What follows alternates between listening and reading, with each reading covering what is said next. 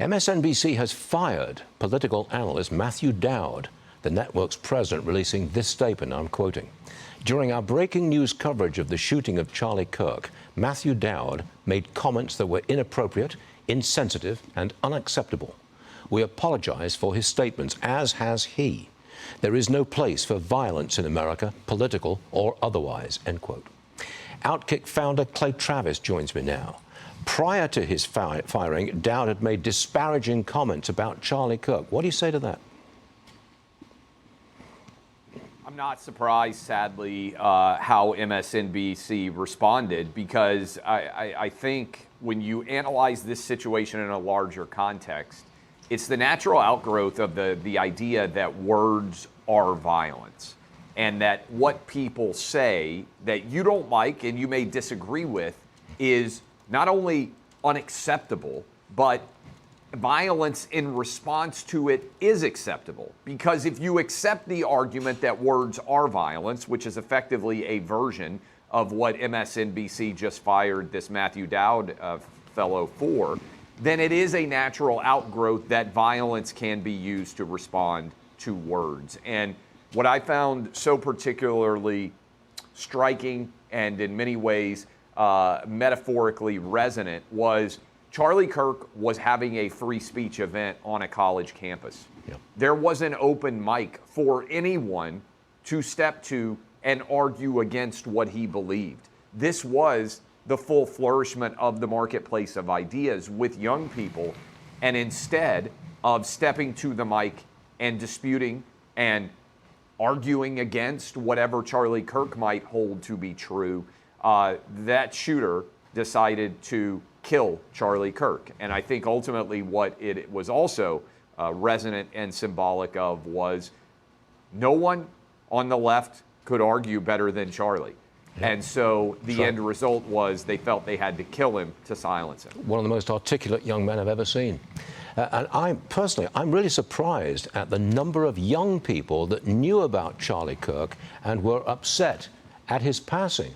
I know teens and preteens who told me about this in most upsetting terms.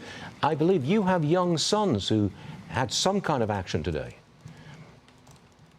Yeah, and first, before I tell you what my kids did, I think there's probably a lot of parents and grandparents out there that may not know who Charlie Kirk is very well, because he addressed and spoke to young people to such an extent that there's probably a lot of 50, 60, 70-year-old people out there who really don't know who Charlie Kirk is. And if you've got kids or grandkids in your family, I think maybe you could ask them about this, because they may be hurting and you may have no idea. And in particular, my own kids, so I've got 3 boys, 17, 14, and 10. My 2 oldest boys, and they hate to do this at their school, they wore jackets and ties today to the school.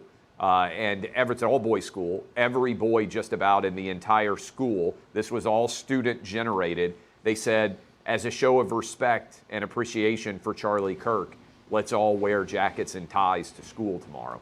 So virtually the entire campus today, where I live in Nashville, of their school is kids wearing jackets and ties in honor of Charlie Kirk, who many of them held to be a hero. What worries me is that campus events will not feature conservatives in the future because it's too dangerous and it costs too much to make them secure. That's a real concern out there. I think it is a concern, and I think that's why people out there, including myself, I'm going to be on a campus this weekend at a big football game in the South for Fox Sports. And I'm not going to change anything about what I was going to do, because what this is a terrorism. Let's make no mistake about it. And what the desire to do is to make people fearful to live their lives, as all terror attacks do. I think it's connected with the 24th anniversary, unfortunately, of 9/11. Freedom is always going to have people who are terrified by it and seek to tear it from those of us who love it.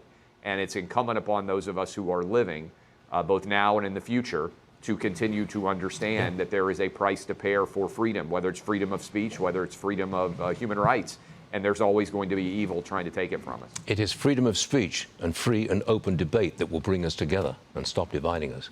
Trey Clavis, thanks for joining us, Clay. Great pleasure to be with you today. Yes, sir. Thank you.